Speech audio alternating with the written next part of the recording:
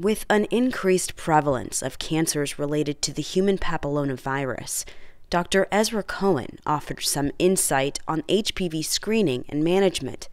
We caught up with him at the 8th Annual Oncology Practice Summit.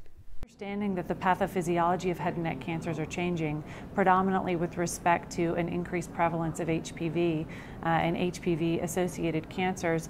Can you talk to me a little bit about that trajectory and ways in which we could impact that trajectory?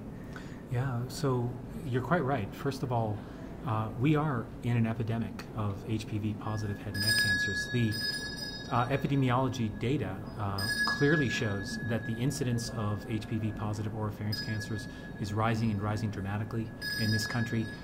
It's mostly rising in men as opposed to females, and we're still beginning to understand why that is and what the implications are. But there's no doubt about it that it needs to impact the way we view this disease and the way we manage this disease. Can we actually affect those changes in incidence is a good question. We are hopeful that, for instance, preventative vaccines might do that, but of course that will happen in a generation. There are many people that are working on screening for HPV or oral infection, and there are screening devices that are commercially available. The problem with screening right now is we don't understand what it means, and we don't know if an oral HPV infection really increases the risk to an individual of an HPV-related oropharynx cancer. To put that in a little bit better perspective, we know that there are about maybe even 2 million people in this country that harbor a high-risk HPV oral infection. Those are clearly not all of them are going to get cancer. In fact, a very, very small percentage of them are going to get cancer. So what we can screen for now is oral HPV infection. We can't screen for in a meaningful way for patients who will be at risk.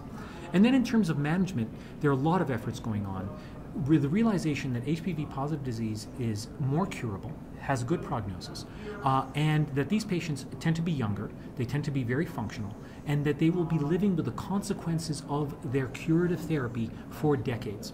And so there's a big push to try and de-intensify therapy in these patients, preserve the cure rates, of course, because that's critical, but down the road, reduce the long-term toxicity. Can you tell me in your practice how you incorporate induction so we know, given the level of evidence that we have now, where we can make decisions about patients who you think might benefit? Right. So I think the data right now would tell us that for unselected patient populations, induction chemotherapy, despite our best efforts, does not improve survival in this disease. Unselected. So who are the patients that I feel are appropriate to get induction chemotherapy? Well, I still think that there are, and I think you brought about you talked about a very important group, and that is the patients with very large tumors, so T4 disease. There are evidence, there are data to suggest that those patients do benefit from induction chemotherapy. The other group are patients with very bulky nodal disease, so N2C and N3, who we know are at highest risk for distant failure. And we know, at least from retrospective analyses of these studies, that they do appear to benefit from induction chemotherapy. So right now, in our center, there are essentially 3 groups of patients that get induction chemotherapy.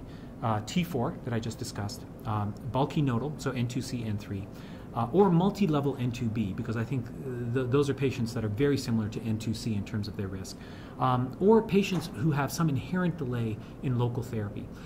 Some of these patients need to have dental work done before they can start radiation. They need to have social issues worked out, insurance worked out before they can get radiation. And if there's going to be an inherent delay in the ability to deliver definitive curative intent therapy vis-a-vis radiation, those are patients that I think benefit from induction.